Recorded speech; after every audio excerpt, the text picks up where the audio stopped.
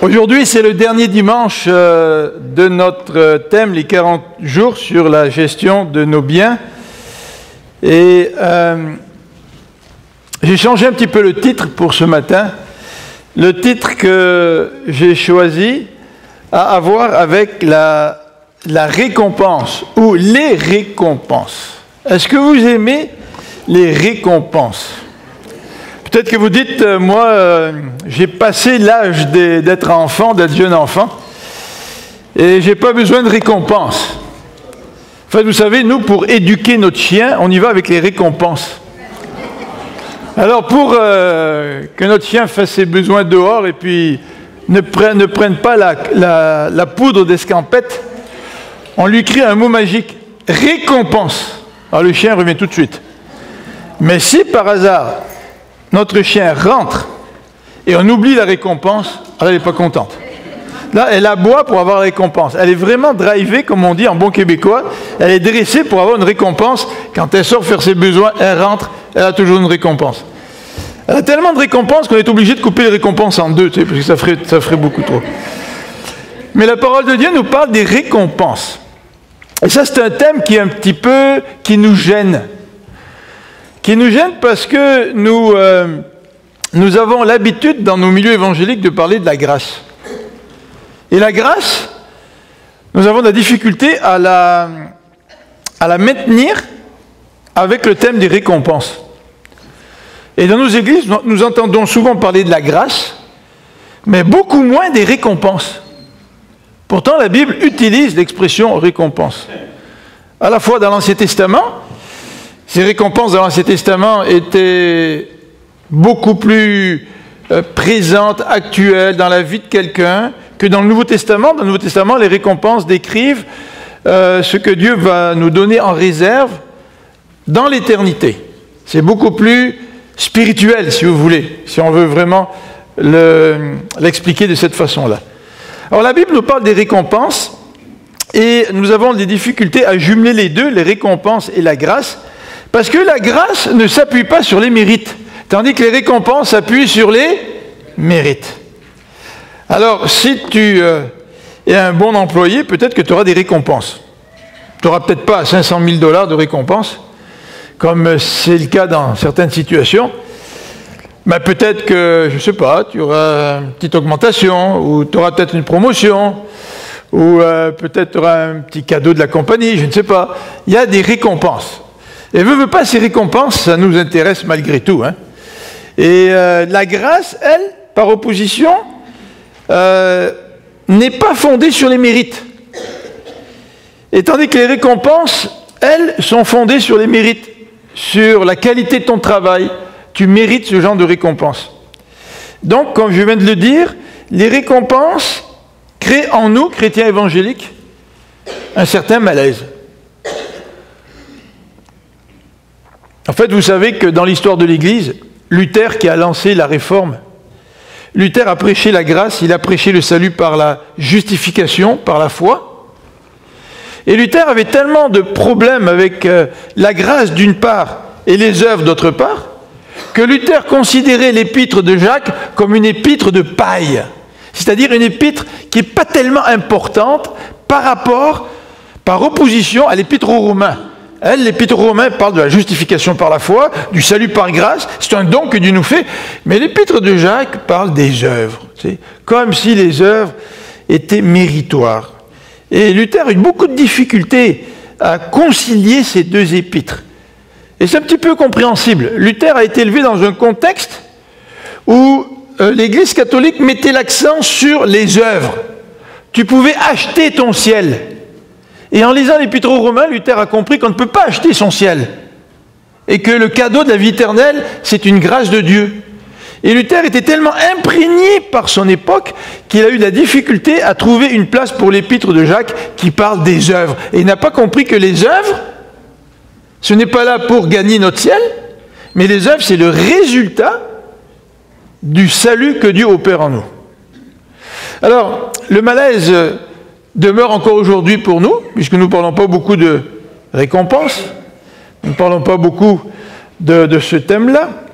Par contre, Jésus, lui, n'a pas failli. Regardez dans Matthieu 6.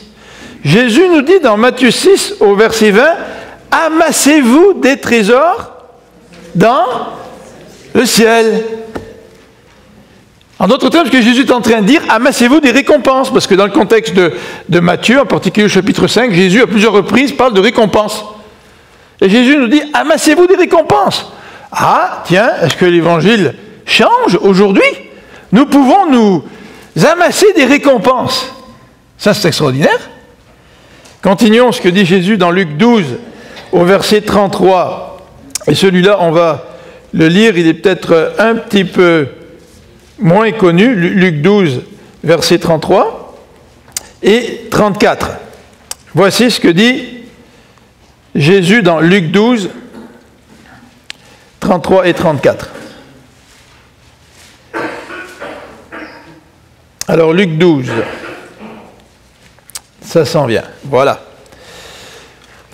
Vendez ce que vous possédez et distribuez-en le produit aux pauvres. Fabriquez-vous des bourses inusables, ah tiens, et constituez-vous un trésor inaltérable dans le ciel, où aucun cambrioleur ne peut l'atteindre, ni aucune mythe l'entamer, car là où est votre trésor, là aussi sera votre cœur. Parfois, le message de la croix nous porte à croire, à tort, que nous devons nous débarrasser de tout et de ne plus espérer pour un trésor. Alors que la croix nous parle de ces trésors terrestres qui peuvent se rouiller, qui peuvent disparaître, que l'on peut perdre et que l'on n'amènera pas avec nous à notre mort. Mais de notre côté, le Seigneur nous dit, oui, vous pouvez aspirer à un trésor qui, lui, ne se rouille pas, ne se détériore pas, qui, lui, ne disparaîtra pas, un trésor céleste. Donc Jésus nous encourage à rechercher la récompense. C'est le fun, ça? On se retrouve comme à l'école du dimanche. Vous savez, quand un enfant récite bien son verset, on lui donne une petite image. Ma femme me disait que quand elle était jeune, elle avait été éduquée par les sœurs, et c'était la même chose, des fois on donnait des images, tu sais, ou des images de saints, par exemple. Tu sais. Donc la récompense, parfois on est un petit peu mal à l'aise. On dit non, il faudrait que les enfants puissent fonctionner avec une motivation différente. Pas motivés par la récompense. Et pourtant Jésus nous dit, recherchez la récompense. Alors la question est posée ce matin, puis je nous la pose, est-ce que nous recherchons la récompense? Est-ce que vous recherchez une récompense céleste? Est-ce que vous croyez cette récompense céleste? Est-ce que vous croyez que le Seigneur est le rétributeur de celui qui est juste et qui va nous donner et qui va vous donner des récompenses si vous marchez avec lui avec fidélité? Alors ce matin, je voudrais vous présenter 3 aspects sur ce thème, puisque c'est un petit peu un sujet thématique, même si nous allons partir de l'Épître aux Corinthiens. J'aimerais regarder tout d'abord l'élément suivant. D'après la Bible, nous sommes récompensés selon nos œuvres. Nous sommes récompensés selon nos œuvres. Est-ce que vous voulez être riche pour l'éternité? Vous voulez une récompense pour l'éternité? Bien, la Bible dit, pratique les œuvres que Dieu a préparées d'avance pour toi. Pas celles du voisin. Moi, je n'ai pas à pratiquer les œuvres de Vincent. Ou Vincent n'a pas à pratiquer les œuvres que le Seigneur a en réserve pour moi. Mais le Seigneur m'appelle à réaliser les œuvres qu'il a préparées d'avance, nous dit la Bible, pour chacun d'entre nous. Alors ça, c'est le premier élément que nous allons regarder. Deuxième élément que nous allons regarder, c'est le suivant, c'est que la Bible nous parle d'œuvres bonnes et des œuvres mauvaises. On va voir que le terme « mauvais », ça veut dire, non pas mauvais, méchant, mais ce terme « mauvais » qu'on retrouve dans la plupart de nos Bibles, peut être très très bien traduit par des œuvres sans aucune valeur. Donc en soi, ce n'est pas nécessairement mauvais, mais aux yeux de Dieu, ça n'a pas de valeur. C'est intéressant ça. Parce que nous pouvons nous contenter d'œuvres sans valeur, sachant que d'un point de vue moral, elles ne sont pas mauvaises en soi, alors que ces œuvres sont sans valeur. Alors le troisième élément que j'aimerais regarder aussi, c'est de regarder de manière un peu plus précise, qu'est-ce que l'expression récompense désigne? De quelle récompense s'agit-il? Est-ce qu'au ciel, je vais avoir une belle maison avec un chalet et avec un hors-bord sur le lac à côté de mon chalet? Est-ce que c'est ça le genre de récompense que Dieu veut pour nous? Eh bien, c'est à cette question, à ce genre de questions que nous allons répondre ce matin. Alors tout d'abord, nous sommes récompensés ou nous serons récompensés selon nos œuvres. Déjà dans l'Ancien Testament, de sa vie, durant sa vie, le juste est récompensé. Mais dans le Nouveau Testament, la récompense s'enligne davantage vers l'avenir, ce qui s'en vient, quand nous serons en présence du Seigneur. Alors je vous invite à regarder dans 2 Corinthiens au chapitre 5. Nous allons lire un verset, et ensuite nous tournerons dans la première épître de Corinthiens. Donc d'abord la deuxième épître de Corinthiens, chapitre 5, deuxième épître de Corinthiens, chapitre 5, et le verset 10. Alors, ce matin, je n'ai pas le temps de regarder le contexte de la deuxième épître aux Corinthiens, si ce n'est pour vous dire que l'apôtre Paul se sent vieillir, mais il sent son corps qui faiblit, et il parle de son courage, il parle de ses difficultés, mais il sait qu'à l'intérieur de lui, il a une force, il a une vie qui se développe, c'est celle de Christ. Et ça, c'est extraordinaire. Moi, je me rappelle le témoignage d'une dame chrétienne. En fait, c'était l'épouse du pasteur avec qui j'ai travaillé quand j'étais assistant pasteur, qui est décédée à un âge très respectable, je ne me rappelle plus quel âge, mais peut-être 85 dans ce coin-là, ou enfin dans ces eaux-là. Et le témoignage de cette femme dont la vie dépérissait, mais qui reflétait la vie du Seigneur à l'intérieur d'elle. Il y avait ce contraste. Et c'est le contexte un petit peu de ce passage. Et nous arrivons au verset 10, où l'apôtre Paul nous dit « Car nous aurons tous à comparaître devant le tribunal du Christ. Et chacun recevra ce qui lui revient, selon les actes bons ou mauvais, qu'il aura accomplis par son corps. » Donc au travers de son corps. C'est notre corps qui est l'outil par lequel nous accomplissons notre vie. Hein? Alors ce passage est très intéressant parce qu'il nous dit que nous allons tous, nous c'est nous les chrétiens, nous allons tous comparaître devant le tribunal de Christ. Je ne sais pas si vous êtes déjà allé en cours, c'est impressionnant. Quand j'étais à Toronto, j'apprenais à conduire avec un ami, Luc, il me prêtait sa voiture, il était à côté de moi parce qu'à l'époque il fallait avoir quelqu'un avec un permis assis à côté de toi. Et un chauffeur de taxi nous a coupé la route, nous est rentré dedans, puis il s'est arrêté. Il a fait débarquer ses passagers, et ensuite, on a essayé de remplir les papiers, mais on s'est rendu compte que ce monsieur-là a menté sur toute la ligne. Il disait que j'étais garé, puis que j'étais sorti, puis que je n'avais pas regardé, puis que lui arrivait, alors que c'était absolument faux, tu sais. Mais il s'était débarrassé de ses clients. Des témoins gênants, on s'en débarrasse. Alors on est allé en cours, parce qu'à l'époque, on était en Ontario, on n'était pas au Québec, et il fallait aller en cours pour déterminer qui avait raison, qui avait tort. Et pour faire une petite histoire courte, le monsieur, il a menti devant le juge, mais ses mensonges étaient tellement gros que le juge n'y a pas cru du tout. Et il a raconté toutes sortes d'affaires, il se contredisait continuellement. Mais alors que nous, on rentrait en cours, tu sais, c'était moi qui étais en cause là, tu sais, pour mon accident, là. J'étais impliqué dans l'accident, même si c'est pas moi qui rentrais dans ce chauffeur de taxi. Puis là, tu vois tout le protocole, tu vois la sécurité, tu vois le juge assis derrière, là. Et puis derrière son bureau sur l'estrade. Puis tu sais que ce qu'il va décider, ça va avoir de l'impact dans ta vie, tu sais. Alors même si tu as bonne conscience, tu as quand même peur, tu sais. J'espère que le juge, il va voir la vérité, tu sais.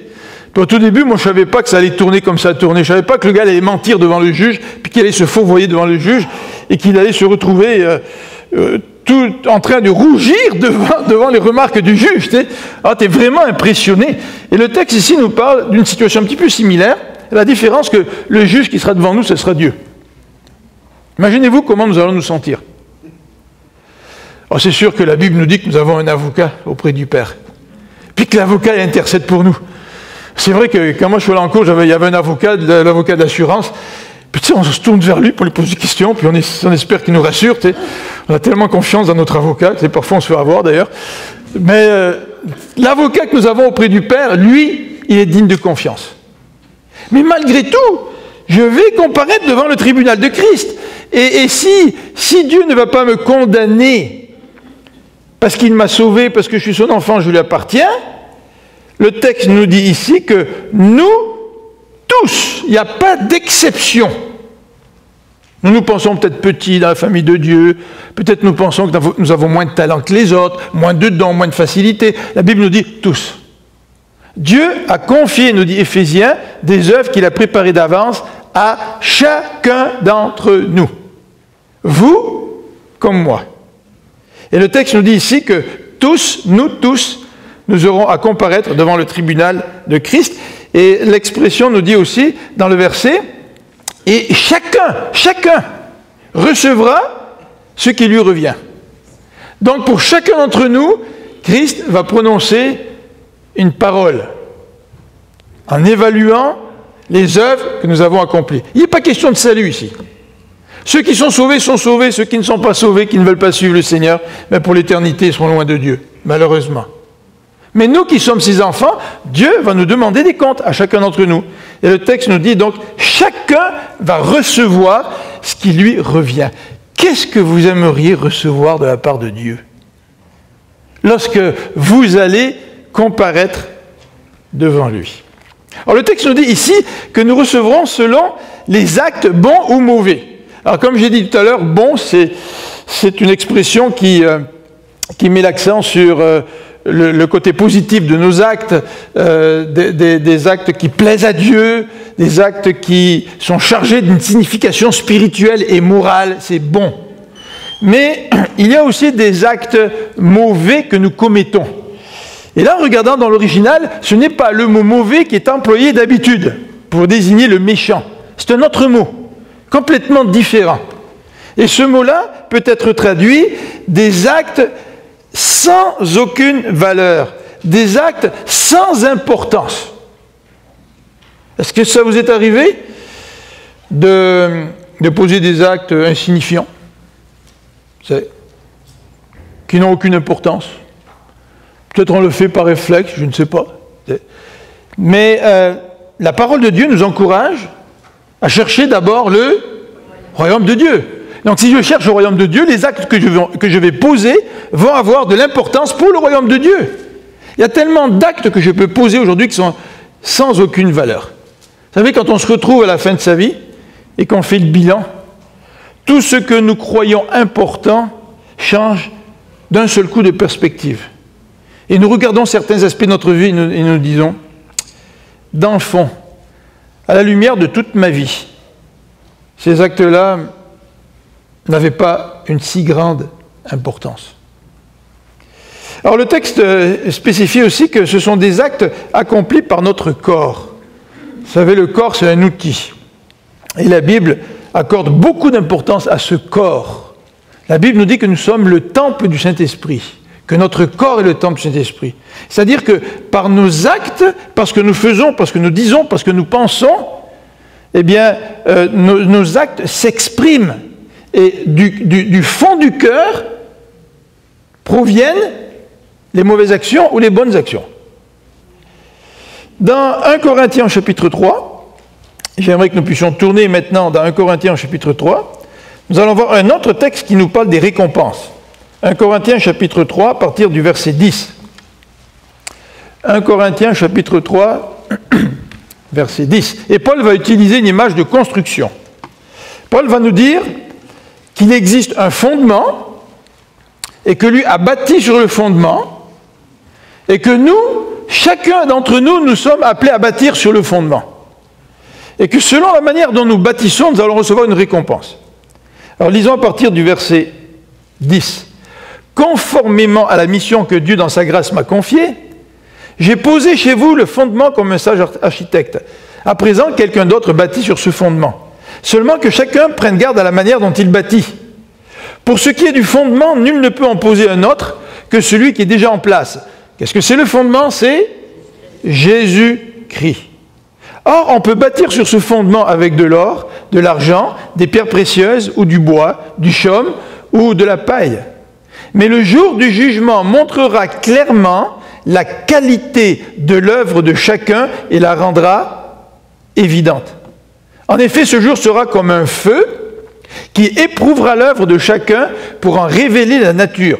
Si la construction édifiée sur le fondement résiste à l'épreuve, son auteur recevra son salaire ou sa récompense. Mais si cette œuvre elle est consumée, il en subira les conséquences. Lui, personnellement, sera sauvé. Mais tout juste, comme un homme qui a réussi à échapper au feu. Moi, j'aime bien donner l'illustration suivante pour ce verset 15. Il y a des gens qui vont être sauvés, qui vont rentrer dans le ciel tout nus. Parce que leurs œuvres ne vont pas passer le test du tribunal de Christ. Alors, qu'est-ce que ce passage nous dit? Bien, ce passage nous dit, en particulier au verset 11, ce passage nous parle du fondement. Et il nous dit que c'est Paul qui a posé le fondement. Hein. Le fondement, c'est Jésus-Christ. Puis on doit bâtir sur ce fondement. Alors, Paul a bâti sur le fondement au verset 10a, vous voyez, mais il nous dit au verset 10b que maintenant, il y a quelqu'un d'autre qui bâtit sur le fondement. Et ce quelqu'un d'autre, eh bien, ce sont toutes les autres personnes qui prennent la suite et qui prêchent l'Évangile, qui présentent Jésus-Christ, qui construisent ou qui aident à la construction de l'Église de Dieu. Donc aujourd'hui, ce quelqu'un d'autre qui bâtit, c'est nous. Nous bâtissons sur le message de Christ. Nous l'avons reçu, ce message. Nous avons reçu Christ dans notre vie. Maintenant, nous construisons notre vie sur le Christ.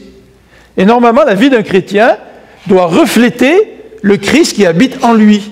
Et au fur et à mesure que nous grandissons dans la vie chrétienne, eh bien nous construisons sur le fondement. Alors nous construisons notre propre vie, nous aidons à bâtir l'Église, nous aidons à bâtir le royaume de Dieu. Voilà le travail de construction auquel nous sommes appelés. Et par conséquent, nous sommes appelés, chacun d'entre nous qui avons reçu le Christ dans notre vie, nous sommes appelés à bâtir, c'est-à-dire à accomplir des œuvres. À accomplir des œuvres sur Jésus-Christ qui est le fondement. Alors ce passage ici ne nous présente pas simplement ce fondement et les œuvres, mais ce passage nous donne aussi un avertissement. Regardez au verset 10c, la fin du verset 10. Donc quelqu'un d'autre bâtit, seulement que chacun prenne garde à la manière dont il bâtit. Moi, j'ai acheté une maison en 90, je suis toujours dedans, mais je peux vous dire qu'après 25 ans passés dans ma maison, j'en connais tous les défauts. Puis au fur et à mesure que les années passent, on a découvert des défauts. Puis là, on s'est posé la question, on s'est dit, de quelle manière cette maison a été construite? Alors, à un moment donné, on a eu une inondation dans le sous-sol, et l'assurance a voulu savoir qui avait construit la maison, parce que les assureurs sont venus, ils ont examiné la maison, puis ils ont découvert certaines anomalies. Alors ils se sont dit, qui a bâti la maison? Mais la maison a été bâtie en 1975, ce n'était pas un contracteur, c'était un privé qui avait bâti la maison. Imaginez-vous que le sous-sol n'avait pas été bâti comme il faut. Vous avez la dalle du scellage, et au lieu que la dalle soit vraiment un rectangle, dans un coin du rectangle, le rectangle il rentrait, tu sais. Alors quand tu construis tes murs, là, normalement tu as un footing, tu as une certaine distance là, qui dépasse du mur à l'extérieur.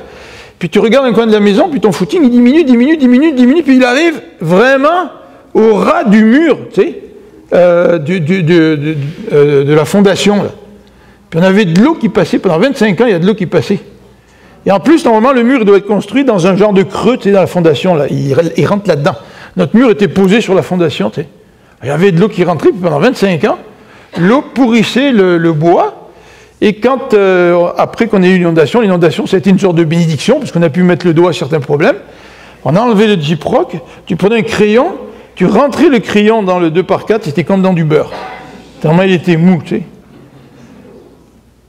Alors le texte ici nous dit, seulement que chacun prenne garde à la manière dont il bâtit. Est-ce que mes œuvres sont comme du gyproc tout mou, et quand le Seigneur va mettre son doigt dessus, pouf, il va passer à travers? Ou est-ce que mes œuvres sont des œuvres qui sont solides, qui sont des œuvres de qualité? Donc notre œuvre sera éprouvée, le dit clairement 1 Corinthiens chapitre 3 et au verset 13. Le jour du jugement montrera clairement la qualité de l'œuvre de chacun et la rendra évidente, d'après ma version. Ça veut dire que la vie que je mène aujourd'hui, il y a une bonne partie de ma vie que vous ne voyez pas. Ce que vous voyez, c'est la pointe de l'iceberg. Mais le Seigneur, lui, il voit ce qui est en dessous de l'eau. Tu sais. Et lors du tribunal céleste, tout va être rendu évident. Vous savez, comme dit quelqu'un là, j'aimerais pas qu'on projette à l'écran toutes les pensées que j'ai eues pendant toute la semaine. On n'aimerait pas que tout le monde voit notre iceberg, tu sais. Et on s'arrange pour faire en sorte que ce qui est visible, c'est la partie la plus agréable. Mais aux yeux de Dieu, Dieu va rendre l'œuvre de chacun évidente au jour du jugement. Notre œuvre sera éprouvée. Et le verset 15, l'apôtre Paul nous dit au verset 15 que, évidemment, il y aura des conséquences. C'est-à-dire que si nos œuvres ne sont pas solides, si nos œuvres ne sont pas de qualité, eh bien nous rentrerons dans le salut éternel tout nus, en quelque sorte, sans être habillés de ces œuvres que le Seigneur avait pourtant préparées pour chacun d'entre nous, mais que nous n'aurons pas accomplies. Les récompenses. Corinthiens nous parle des récompenses et nous dit que nous allons être récompensés selon nos œuvres. Mais quelles sont ces œuvres? Ces œuvres bonnes ou ces œuvres sans valeur, pour reprendre la traduction exacte de ce mot-là?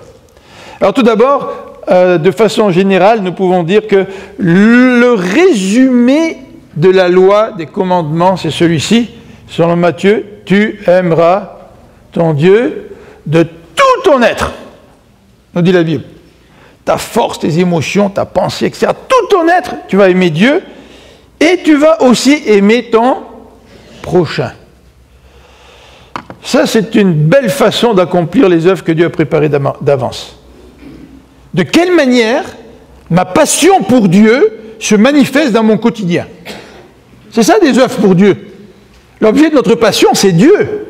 Mais comment cette passion se manifeste dans notre quotidien? En fait, la question que nous devrions nous poser, c'est la suivante, c'est est-ce que nous sommes réellement passionnés par Dieu? Parce que si nous ne sommes pas passionnés par Dieu, nos œuvres vont le démontrer. Mais est-ce que nous sommes aussi passionnés par notre prochain?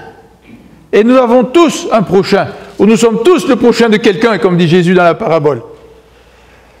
La deuxième œuvre que j'ai inclus dans cette section des généralités, c'est celle-ci. La Bible nous parle de l'amour des frères et des sœurs. Vous vous rappelez, dans Jean 13, lorsque Jésus, juste avant d'être arrêté, c'est quelques instants avant d'être arrêté, ou quelques heures avant d'être arrêté, il prend ses disciples, puis il décide de leur laver les pieds. Imaginez-vous, si nous décidions d'avoir cette pratique aujourd'hui, ce serait rien comparé à la pratique de Jésus.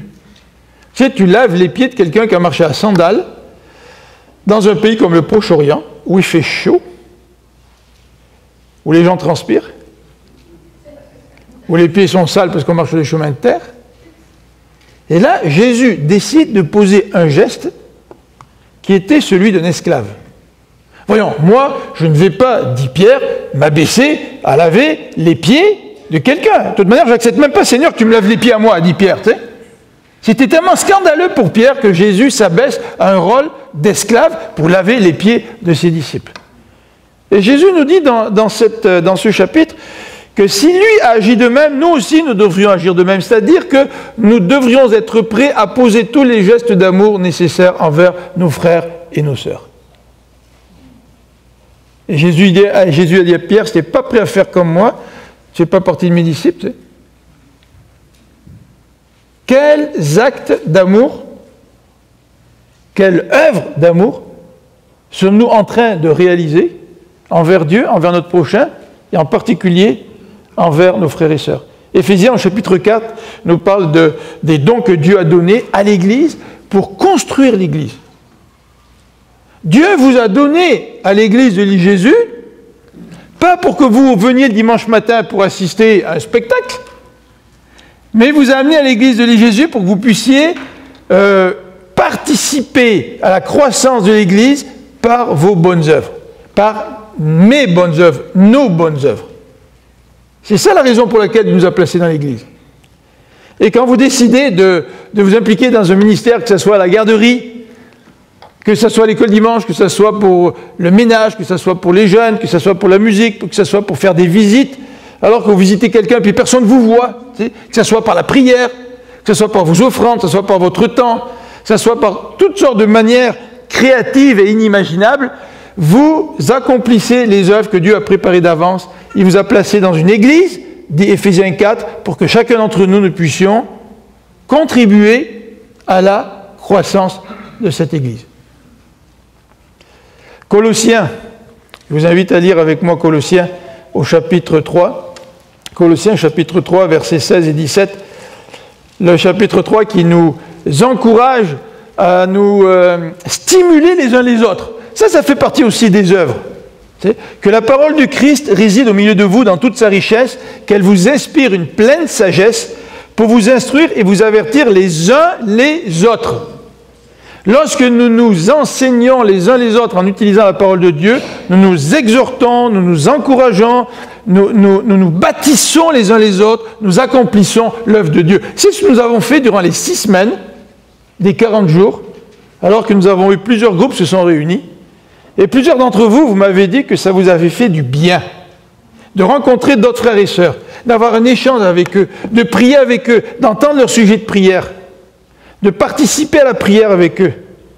Et en cela, vous avez accompli des œuvres que Dieu a préparées pour vous d'avance. Parce que vous aidez à vous bâtir, à bâtir l'Église, vous aidez mutuellement à vous bâtir dans la relation avec le Seigneur. On continue.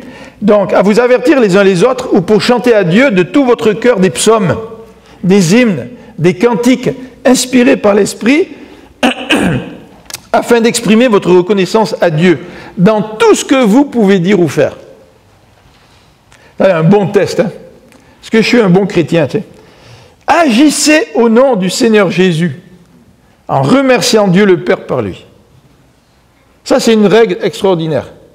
Dans tout ce que je fais, je veux savoir si Dieu agrée mes actions, mes paroles, mes pensées.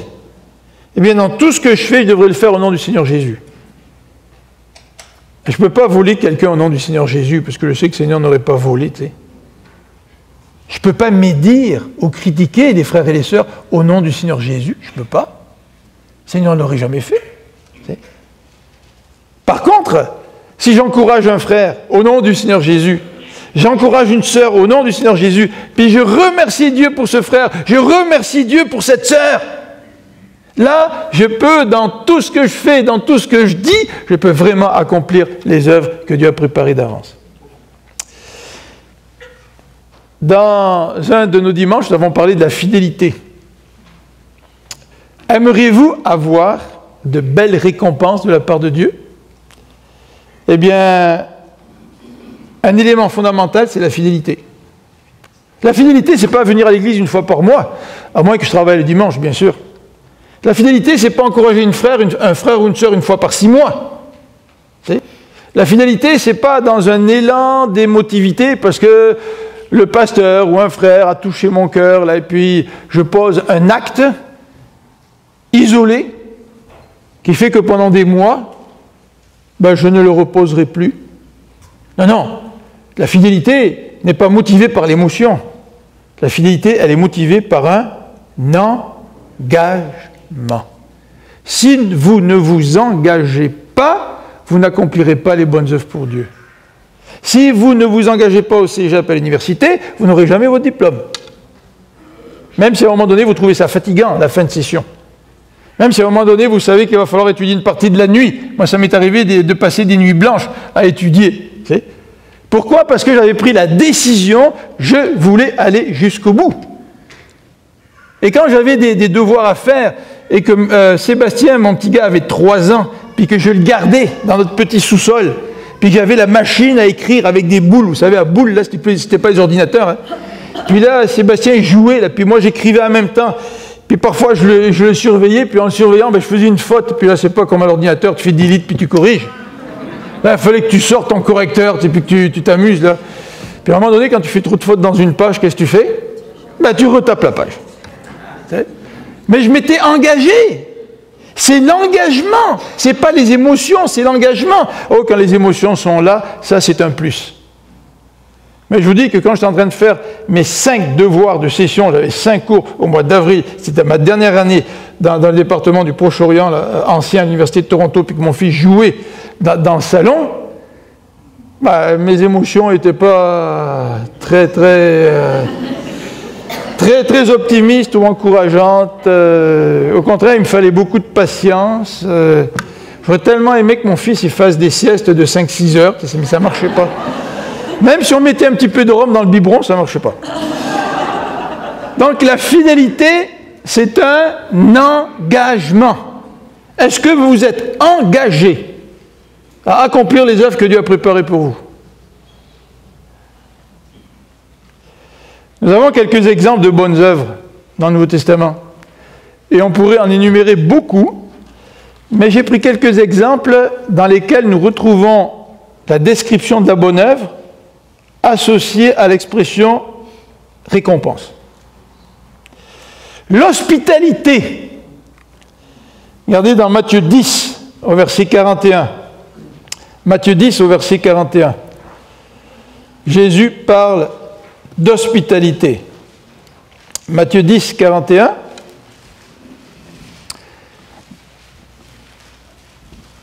Celui qui accueille un prophète, parce qu'il est un prophète, recevra la même récompense que le prophète lui-même. Ça, c'est intéressant. La première fois que ce verset m'a frappé, puisque vous savez, on lit souvent la Bible et puis on ne retient pas tout, hein. Mais la première fois que ce verset m'a frappé, c'est quand John Bevere, dans un de ses livres, il raconte l'anecdote suivante. Il a rencontré un homme de l'église, un jeune homme de l'église qui disait « Écoute, pasteur, je voudrais que tu sois mon ami. » Alors John Bevere, il lui a cité ce verset-là. Il dit « Est-ce que tu veux la bénédiction d'un ami ou tu veux la bénédiction d'un prophète ?» Il a dit à cet homme « Reçois-moi comme un serviteur de Dieu, puis tu auras la bénédiction qui vient avec. Si je suis ton ami, tu auras la bénédiction qui correspond à celle d'un ami. » C'est intéressant, hein? Moi, ça m'avait frappé quand il a dit ça. Regardez, on continue le verset. « Celui qui accueille un juste, parce que c'est un juste, aura la même récompense que le juste lui-même. Si quelqu'un donne à boire, ne serait-ce qu'un verre d'eau fraîche, au plus insignifiant de mes disciples, parce qu'il est mon disciple, vraiment, je vous l'assure, il ne perdra pas sa récompense. » Combien de fois le mot récompense est utilisé dans ces deux versets? 3 fois au moins. Est-ce que c'est important les récompenses? Est-ce que vous désirez des récompenses? Regardez dans Matthieu 5, au chapitre 12, ce passage que vous connaissez tous très bien. Jésus nous parle des gens qui sont persécutés à cause de son nom. C'est le contexte des béatitudes. Dans Matthieu 5, au verset 12, le verset 12 dit ceci. « Réjouissez-vous et soyez heureux lorsque vous serez persécutés. » Hein? C'est ça le contexte là. Lorsque les gens vont dire toutes sortes de calomnies sur votre compte. Jésus dit « Réjouissez-vous alors et soyez heureux, car une grande... » Dans ma version, c'est traduit « magnifique ». Dans l'original, c'est « grand »,« méga ». En grec, « méga », ça a donné une mégapole. Vous savez que c'est une mégapole? Pôle, ça vient de police, ça veut dire ville. Méga, c'est une super grande ville. Ben là, il nous parle d'une grande récompense vous attend dans les cieux, car vous serez ainsi comme les prophètes d'autrefois. Eux aussi ont été persécutés avant vous de la même manière. Alors c'est sûr que la persécution, ce n'est pas une œuvre que je choisis.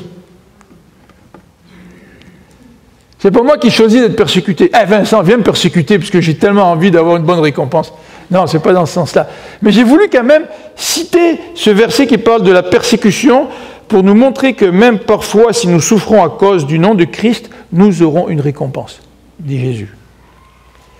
Regardez dans Hébreux 11, l'exemple de Moïse dans Hébreux 11, à partir du verset, ou Hébreux 11, verset 26. On parle de Moïse. Et ça, c'est intéressant. Voilà ce que dit le verset 26. Moïse estimait subir l'humiliation que le Christ devrait connaître, car estimait-il subir l'humiliation que le Christ devait connaître, constituait une richesse bien supérieure au trésor de l'Égypte. Il avait en effet les yeux fixés sur la récompense à venir. Est-ce que la doctrine de la grâce doit faire en sorte que nous devrions gommer tout l'enseignement sur la récompense? Moïse, qui est le législateur, le libérateur, le prophète par excellence de l'Ancien Testament, avait les yeux fixés sur la récompense. Par opposition, quelles sont les œuvres sans importance? Bien, vous pouvez, si vous voulez, tourner dans Matthieu 6. La Bible nous donne certaines descriptions de 3 œuvres qui sont sans importance, par lesquelles nous n'obtiendrons pas la récompense de Dieu. En fait, on pourrait dire que toutes les œuvres qui sont faites avec nos désirs charnels n'obtiendront pas la récompense de Dieu. Mais regardons dans Matthieu 6. Dans Matthieu 6, à partir du verset 1er, Jésus va parler des religieux de l'époque. Il va dire que ces religieux de l'époque, ce sont des hypocrites. Alors lisons verset 1er. Prenez garde de ne pas accomplir devant les hommes pour vous faire remarquer par eux ce que vous faites pour obéir à Dieu, sinon vous n'aurez pas de récompense de votre Père céleste. Jésus est en train d'expliquer dans ces versets-là que si tu veux obtenir une récompense de la part des hommes et que tu poses des actes religieux pour bien te faire voir des hommes, ben Jésus dit ta récompense tu l'as déjà, tu n'as même pas besoin de récompense de la part de Dieu. Et Jésus va parler de 3 domaines spirituels. Il va parler de l'aumône, il va parler de la prière et il va parler du jeûne. Quand les gens faisaient l'aumône au temps de Jésus, les pharisiens aimaient ça faire l'aumône en pleine rue pour être vu de tout le monde. Ah, pharisien Philippe, qu'est-ce qu'il est bon, regarde-moi ça, il met de l'argent dans le plat de ce pauvre, et puis regarde là, ça a bien sonné, il en a mis beaucoup, tu sais. Ah ça doit être un grand homme d'un point de vue spirituel. Ben Dieu dit, ta récompense tu l'as déjà. Ta récompense c'est quoi? C'est l'appréciation des hommes, mais tu n'as pas celle de Dieu. Jésus dit, quand tu fais l'aumône, sois discret. Que ta main droite ne sache pas ce que donne la gauche. C'est évidemment une image. La prière. Il y a des gens qui allaient prier au coin de Saint-Martin et puis de boulevard Corbusier, tu sais, et à l'heure de pointe en plus, pour bien se faire voir de tout le monde. C'est ça qui se passait au temps de Jésus. Jésus est en train de dire, tu veux ta récompense? Ben tu l'as, c'est les hommes qui te la donnent, tu veux plaire aux hommes, mais tu n'auras pas la récompense qui vient de Dieu. Jésus dit, va dans ta chambre, ferme la porte, prie dans le secret. Et Dieu qui voit dans le secret te donnera sa récompense. Et il en est de même pour le jeûne. Quand les pharisiens au temps de Jésus jeûnaient, ils décidaient de prendre un air tout triste pour montrer à tout le monde qui est jeûné. C'est important de montrer aux gens que je jeûne, tu sais. Un air tout triste. Et Jésus leur dit, non, quand tu jeûnes, là, habille-toi de tes plus beaux habits, parfume-toi, mais ne montre pas aux autres que tu jeûnes dans l'espoir de gagner l'appréciation des hommes. Si tu fais ça, tu as ta récompense, mais tu n'auras pas celle de Dieu. Les œuvres bonnes et les œuvres sans valeur. Ce matin, c'est l'occasion pour nous de nous poser la question suivante. Est-ce que les œuvres que j'accomplis, ce sont des œuvres qui sont sans aucune valeur, qui dans le fond, aux yeux de Dieu, sont futiles?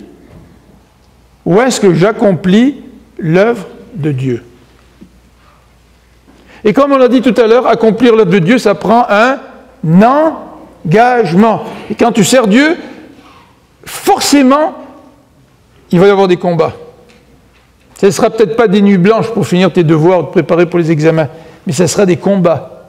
Et tu ne peux pas être vainqueur dans des combats si tu n'as pas pris la décision de combattre pour le Seigneur. Troisième élément, c'est celui des récompenses. J'aimerais qu'on parle un petit peu plus des récompenses.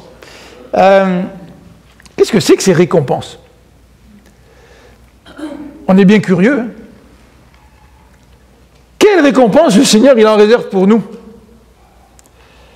J'aimerais répondre en disant ceci. Les récompenses sont des dons de grâce. Ah tiens, là on finit par jumeler la grâce et la récompense. Est-ce que les deux se marient bien ensemble? Si j'ai des récompenses, c'est parce que je les mérite. Mais pourquoi dire que les récompenses sont des dons de grâce? Ben, premièrement, parce que les récompenses que Dieu nous donne, il ne nous les donne pas selon notre mérite. C'est-à-dire, mais là, je ne comprends plus, Philippe, là, tu me dis qu'il faut accomplir les bonnes œuvres que Dieu a préparées d'avance, et si je les accomplis, Dieu va nous donner la récompense. Oui, mais quand Dieu donne la récompense, quand tu accomplis les œuvres que Dieu a préparées pour toi, il ne te donne pas la récompense à cause du mérite. Et on va examiner pourquoi. Regardez dans Matthieu 20. Dans Matthieu 20, vous avez la parabole des ouvriers de la dernière heure. Vous vous rappelez cette parabole?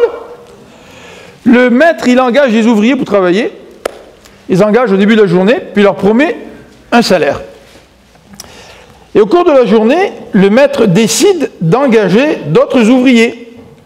Et le maître leur promet le même salaire. Et à la fin de la journée, 1 heure avant la fin de la journée de travail, il engage encore des nouveaux ouvriers, puis il leur donne le même salaire. Alors il y en a qui sont choqués, tu sais. Hey, moi j'ai travaillé toute la journée, puis tu me donnes la même chose que celui qui a travaillé 1 heure. Mais si Dieu a envie de faire preuve de grâce envers quelqu'un, il a le droit. Il te donne ce que tu as mérité, tu as travaillé toute la journée. Tu ne peux pas accuser Dieu d'être injuste. Mais si Dieu veut faire preuve de grâce envers d'autres personnes, il a le droit. Regardez ce que dit Romains 15.8. Et là, on va lire ensemble Romains 15.8. Romains 15.8 est un texte vraiment intéressant à ce niveau-là, qui nous parle de nos œuvres et que nous pouvons associer avec la grâce. Romains 15.18. Pardon. 15.18. Oui, c'est ça que j'ai marqué. Romains 15.18. Alors j'attends que vous tourniez avec moi parce que je voudrais que nous puissions lire tous ensemble ce verset dans Romains 15, verset 18. Si j'ose parler, tout le monde est avec moi? Si j'ose parler, c'est seulement de ce que le Christ a accompli par mon moyen pour amener les non-juifs à obéir à Dieu. Est-ce que Paul ne pourrait pas-il être le gars par excellence qui se vante de ses œuvres, qui se vante d'avoir été un grand prédicateur, qui se vante d'avoir donné sa vie pour l'Évangile? Mais non, Paul ici est en train de dire, il est fier de son travail pour Dieu. Regardez au verset 17. Grâce à Jésus-Christ, je suis fier de mon travail pour Dieu. Car si j'ose parler, c'est seulement de ce que Christ a fait à travers moi. Donc Christ nous demande d'accomplir des œuvres, mais les œuvres que nous accomplissons, c'est Christ qui les accomplit à travers moi. Ça veut dire que si je prends la décision d'accomplir les œuvres que Christ a préparées d'avance pour moi, oui, je prends la décision. Mais quand je les accomplis, c'est par la force de Christ, c'est par l'Esprit de Christ, c'est dirigé par Christ, c'est lui qui travaille à travers moi. Et c'est la raison pour laquelle les récompenses ne sont pas fondées ou accordées sur la base du mérite. Toutes les œuvres que j'accomplis, je les accomplis par la force de Christ, avec l'aide de Christ, avec l'aide du Saint-Esprit. Intéressant, hein? Ça permet de me garder humble. Non seulement le Seigneur n'a pas donné les mêmes œuvres à tout le monde, donc je ne peux pas en faire un sujet de gloire plus que les autres. Le Seigneur me donne certaines œuvres à accomplir, à vous d'autres œuvres. Mais en plus, quand j'accomplis ces œuvres, ce n'est pas moi qui les accomplis. C'est Christ en moi qui les accomplit. C'est par sa force que je peux accomplir ces œuvres-là. Regardez ce que la Bible dit en parlant des récompenses. Il y a différentes récompenses. Dans Matthieu 5, nous avons vu ce verset. Ceux qui sont persécutés, Dieu va donner une grande récompense. Grande. Grande, ça veut dire qu'il y a un élément de comparaison là. Hein? Il y en a des moins grandes, il y en a des plus grandes. Regardez dans Luc 6, au verset 35. Oh, il est beau ce verset-là, on va le lire. Luc 6, verset 35. On ne peut pas lire tous les textes que j'ai mis à l'écran, mais il y a certains versets qui peuvent vraiment nous toucher de manière particulière. Luc 6, verset 35. Vous, au contraire, aimez vos ennemis. Faites-leur du bien et prêtez sans espoir de retour. On a parlé de l'argent, des biens à prêter, là. Ne t'engage pas pour autrui, pour garantir le prix de quelqu'un, etc. Ça, c'est ce que disent les proverbes. Mais le texte ici, Jésus nous dit, prêtez sans espoir de retour. Alors, votre récompense sera grande. Vous serez les fils du Très-Haut parce qu'il est lui-même bon pour les ingrats et les méchants. Quand je suis bon pour mes ennemis, quand je suis bon pour les gens qui me font du mal, le Seigneur va me donner une grande récompense. Parce que j'agis comme lui. Dieu est bon pour tous les êtres humains. Il fait pleuvoir et il fait briller le soleil sur les justes comme sur les injustes, comme sur les méchants. Et dans la parabole des mines, dans ma Bible c'est traduit par une pièce d'or, mais dans la parabole des mines, dans Luc 19, le maître, c'est un peu parallèle à la parabole des talents, mais ce n'est pas tout à fait le même texte. Il donne à 10 serviteurs une mine d'argent, tu sais, pour que les gens la fassent fructifier.